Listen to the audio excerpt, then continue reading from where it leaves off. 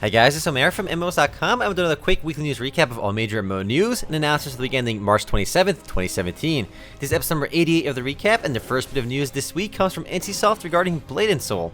And that bit of news is that the game has reached 4 million players in the West since their Western launch, and that the game's latest expansion, Secrets of the Stratus, will be going live sometime in April, and with it, it'll bring Act 7 of the game's story, as well as a new city zone, increased honeymoon level cap of 20, 3 new PvE zones, as well as a revamp of the game's skill system. On top of that, players will also be able to obtain instant level 50 character vouchers.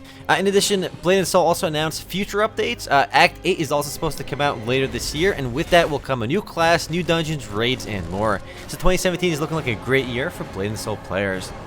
Next up, a truly astounding statistic just came out of Tencent's earnings report last week. Their mobile MOBA King of Glory now has over 50 million daily active users, which makes it more popular than League of Legends, which gets about 100 million monthly active users. I know what some of you are probably thinking, the game is screaming League clone, and the game totally is, but since Tencent literally owns Riot Games, they're well within their own rights to rip off their own game. I did a first look video for this one already, simply because it's insanely popular, and I do have to say, it's not bad. I don't even like mobile games for the most part, but King of Glory is pretty solid. It's crazy how big the game has gotten in China. I expect they'll be launching it globally eventually as well, only because it's such a massive success already. Next up, Kritika North America is now accepting beta signups for their upcoming action MMORPG. In its core, Kritika is similar to games like Vindictus and Dragon's Nest, as dungeons are instant and towns are persistent. The game is being published by Inmass, and it's interesting to see Inmass start to diversify their games portfolio away from just Terra. So on the MMORPG front, they now have Terra and Kritika. No word on when the actual closed beta itself begins, but we do know the game itself will be launching in the West sometime in 2017. As is, the game is also available in Southeast Asia, but that's the non-official Western version. But the official Western version is coming later this year. And speaking of Inmass diversifying their portfolio of games, Playerunknowns Battlegrounds just launched the early access on Steam, and it's already a massive hit. The Battle Royale game quickly hit about 40,000 concurrent players within a few hours after launch, and the number has remained pretty steady since early access began earlier last week. What's incredible about this game, though, is that Inmass wanted to make a Battle Royale style game, and they called up PlayerUnknown, who was the guy that made the original Battle Royale mod for Arma and worked on King of the Kill, and recruited him to work on this new game, and within a year of that phone call, you have this fully playable game already. So it went from basically a phone call to this guy to having a fully playable game in about a year, which is incredibly fast. And it's actually a lot of fun, so if you like games like this, I say it's worth the $30 price tag. Up next, Mu Legend is now officially live in South Korea. Unfortunately, no word on when the global version of the game will be launching into open beta, but given that the South Korean version is now in open beta, I don't think it's too much longer. However, did say that they're working on localizing the game into English, German, French, Polish, Spanish, and Brazilian Portuguese. I expect that we'll be seeing a global beta sometime within the next 2 months. That's just my guess, though. I had quite a bit of fun with this one. I think it'll do quite well. It has the Mu name, and it feels like an ARPG, but with an actual MMORPG world.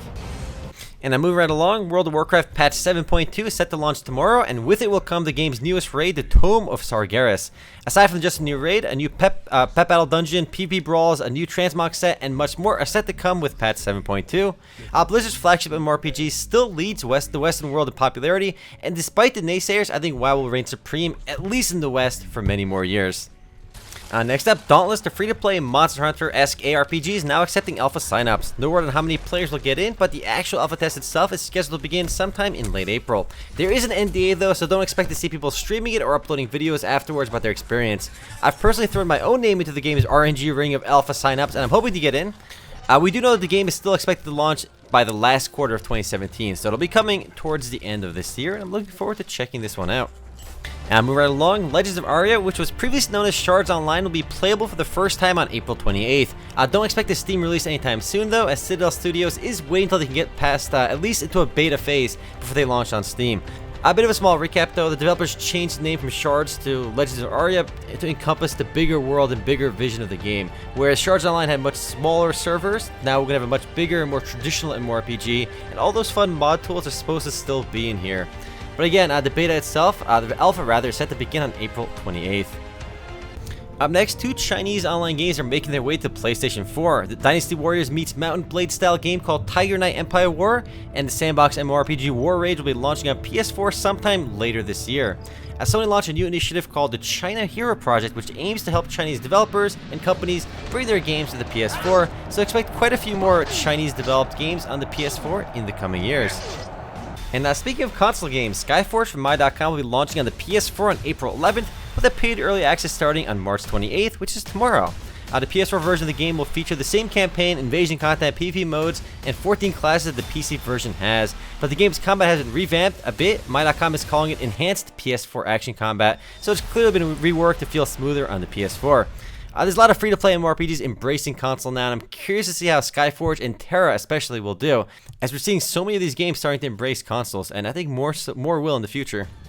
Oh, and speaking of March 28th, Final Fantasy XIV Heavensward is set to wrap up tomorrow with patch 3.56, which is set to conclude the game's main scenario in Heavensward.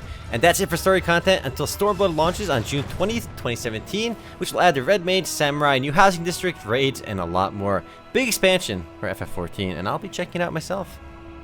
Next up, while we're still waiting for Light and Dark, Snell Games launched a different game, this time a mobile action MMORPG called Sword of Shadows in the West, which is actually called Age of Wushu 3D in China, and it's actually not to be confused with Age of Wushu Dynasty, which is a separate Age of Wushu game.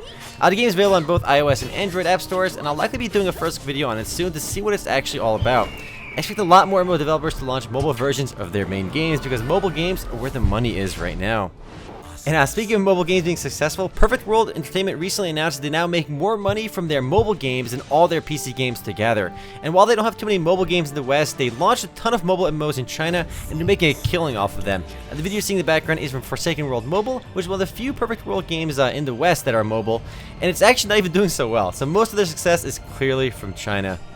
And also on the mobile front, ArcheAge Begins. Yes, I said it correctly. I didn't say ArcheAge this time. ArcheAge Begins officially launched into an Android-exclusive closed beta test, which runs until March 30th. A full launch is expected sometime shortly afterwards, as they did say previously that they'd be launching sometime in Q1.